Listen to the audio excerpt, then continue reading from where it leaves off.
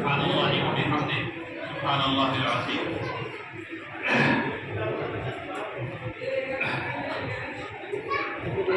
آپ سب لوگوں کو جناب رحیم صاحب نے یہ بتایا کہ میرے آنے کا یہاں کیا سبب ہوا۔ اس گاؤں سے 3 پیڑھی اور سے زیادہ رشتہ تھے خانقاہ رحمانی۔ یہاں کے لوگوں نے ہمیشہ خانقاہ رحمانی اور جامعہ رحمانی کا ساتھ دیا ہے اور لگاتار خانقاہ رحمانی اور جامعہ رحمانی کے ساتھ کھڑے رہتے ہیں۔ اللہ تبارک تعالیٰ آپ کی اس نیت کو، اللہ تبارک تعالیٰ آپ کے اس عمل کو قبول فرمائے اور جامعہ رحمانی کے لوگوں کو اور سب لوگوں کو اسلام پر رہنے کی ہدایت عطا فرمائے۔ آمین یا رب العالمین۔ بات تو اصل موضوع کی ہونی تھی جو چلے گئے، لیکن وقت میں تھوڑی کمی ہے، اس لیے چند باتیں آپ سے کہتا ہوں جو میں نے ابھی قبرستان میں کہی ہے، آپ سب لوگوں کے لیے جو حاضرین تھے۔ دیکھیے اب جب جناب نعیم صاحب کے والد صاحب کی آنکھ کھلی ہے، ان کے سامنے حشر کا میدان ہوگا اور یہی حقیقت ہے۔ ہم میں سے بہت سے لوگ اصل میں سو رہے ہیں، موت آئے گی تب جاگیں گے۔ اس سے پہلے کہ موت آ جائے، اگر اس ایک موت نے، اگر یہ آیت، ہر چیز جو اللہ نے بنائی ہے وہ اللہ کی آیت ہے جو اللہ کی طرف بنائی ہے۔ موت کو بھی اللہ نے بنایا ہے، پیدا کیا ہے۔ اللہ نے قرآن میں فرمایا الذی خلق الموت والحیاۃ لیبلوکم ایکم احسن عملا۔ اللہ تبارک تعالیٰ نے موت کو پیدا کیا، تخلیق کی، بنایا اس کو۔ کیوں بنایا؟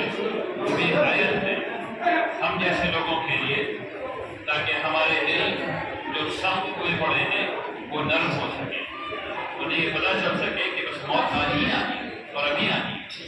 ایسا نہیں کہ موت کل آنی، آپ کا وقت آ جائے گا، بات ختم ہو جائے گی۔ آپ کے حشر جو ہے، یعنی حشر کا میدان آپ کی قیامت آ جائے گی، کیونکہ اب آپ کی آنکھیں کھلی ہیں تو حشر کا میدان ہوگا۔ اس چیز کو ہمیشہ یاد رکھیے اور قبرستان جاتے رہنا چاہیے تاکہ انسان کا دل نرم رہے۔ اس لیے جاتے رہنا چاہیے کہ وہاں دیکھیں اور دیکھ کر کے اپنے دل کو یہ کہیں کہ مجھے یہیں آنا ہے۔ قبروں کو دیکھ کر کے دل سے آواز آنی چاہیے، وہ یہ کہ مجھے یہیں آنا ہے۔ تب دل جو ہے وہ نرم رہیں گے، تب دل جو ہے وہ اللہ کی طرف رہیں گے۔ تو یہ بات میرا خیال ہے آپ لوگوں کی سمجھ میں آ گئی ہوگی انشاءاللہ۔ اب دوسری بات جو اسی سے متعلق ہے وہ کہہ دیتا ہوں۔ آپ سب لوگوں کو یہ پتا ہے کہ 29 جون کو کیا ہو رہا ہے؟ گاندھی میدان۔ کس کو نہیں پتا ہے؟ اچھا، جس کو پتا ہے وہ ہاتھ اٹھا دو، سے پوچھیں گے کہ کیا ہو رہا ہے۔ دیکھیے آپ میں سے کچھ لوگوں کو پتا اور کچھ کو نہیں پتا، یہ بہت غلط بات ہے، سب کو پتا ہونا چاہیے۔ یہ جہاں ابھی جو قبرستان گئے ہیں لوگ، وقف ایکٹ 2025 کے آنے کے بعد جو ہو رہا ہے اس کی ایک جھلک میں آپ کو دے دوں۔ بہار سے بہت اچھا کام وقف کے رجسٹریشن کا اتر پردیش نے کیا۔ وہاں تقریباً 1,37,000 جائیداد وقف بورڈ میں رجسٹرڈ ہیں، لیکن وہاں کی آبادی بھی یہاں سے 4 گنا ہے، وہاں کا رقبہ بھی یہاں سے 4 گنا ہے،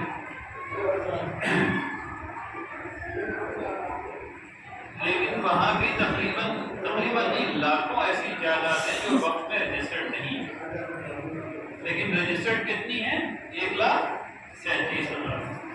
میں اخبار کی رپورٹ دیکھ رہا تھا، اس اخبار کی رپورٹ نے یہ کہا کہ اس ایکٹ کے آنے کے بعد حکومت نے اس ایکٹ کے بیسس پر تجزیہ کروایا، یعنی اس ایکٹ پر مبنی تجزیہ کروایا کہ کتنی زمین، کتنی جائیداد اصل میں 1,37,000 میں کتنی جائیداد وقف کی رہے گی۔ تو اندازہ ہے آپ کو کتنی جائیداد رہی؟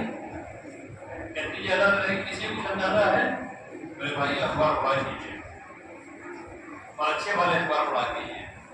1,37,000 میں 7,000 لے لیا ہوگا، 21 ہو گیا ہوگا، یہ 20 ہو گیا ہوگا، یہ 10 ہو گیا ہوگا، یہ 1 لاکھ ہو گیا ہوگا، یہ 50,000 ہو گیا ہوگا، یہ 25,000 हो गया होगा या 12,000 हो गया होगा। बात ये पता चली कि 4,000 रुपये आके रुका है। 1,37,000 में कितनी वक्त की जायदाद के हिसाब से वक्त रहेगी? 4,000। 4,000। वो भी वक्त नहीं रहेगा, वो भी वक्त नहीं रहेगा बाद में। बिहार में कितना कब्रिस्तान रजिस्टर्ड है? सिर्फ 862। कितना है? 862। गांव कितना है बिहार में? 45,103। कितना गांव है? 45,103। तो कम से कम 45,000 कब्रिस्तान तो होगा ना भाई। कम से कम 45,000 मस्जिद तो होगी ना भाई। शहर नहीं जोड़ रहे, पटना नहीं जोड़ रहे, मुंगेर नहीं जोड़ रहे, मुजफ्फरपुर नहीं जोड़ रहे, दरभंगा नहीं जोड़ रहे, सिर्फ गांव की बात कर रहे हैं। सिर्फ अकेले पटना में रजिस्टर्ड कब्रिस्तान, माफ कीजिए, सिर्फ पटना में ऐसा कब्रिस्तान जिसको गवर्नमेंट ने मान लिया है कि कब्रिस्तान है, वो 450 से ज्यादा है पटना में। तो शहरों की बात ही नहीं करता सिर्फ। और ये मान ले रहा हूँ कि हर गांव में सिर्फ एक ही कब्रिस्तान है। ऐसा है तो नहीं? इस गांव में कितना कब्रिस्तान है? कितना? सिर्फ एक ही है गांव में। कितना कब्रिस्तान? एक ही मान लीजिए। हर गांव में एक कब्रिस्तान, हर गांव में एक मस्जिद, हर गांव में एक मकतब, कुछ ऐसा होगा ना भाई। तो 45,000 कब्रिस्तान रजिस्टर्ड होना चाहिए था। है कितना? 862। बचेगा कितना? अंदाजा लगा लीजिए कितना बचेगा। तो 30 जून को जो पटना जा रहे हैं सब लोग, वो इसलिए जा रहे हैं ताकि हुकूमत से कह सकें कि उनको ये वक्फ एक्ट मंजूर नहीं है। ये कह सकें कि ये वक्फ एक्ट मंजूर नहीं है। सब लोग क्यों जा रहे हैं? क्योंकि जमहूरियत में रहते हैं। सब लोग क्यों जा रहे हैं? क्योंकि जमहूरियत में रहते हैं। जमहूरियत में शख्सियत नहीं, शख्स गिना जाता है। बात समझ आई? जमहूरियत में शख्स गिना जाता है, शख्सियत नहीं गिनी जाती। बात समझ आ रही ना? तो जितने ज्यादा लोग आएंगे उतना फायदा होगा। आप बताइए, आप में से कितने लोग पटना चल रहे हैं 29 जून? अब 20 में लोगों ने हाथ ही नहीं उठाया। सबका हाथ उठा हुआ दिखना चाहिए मुझे।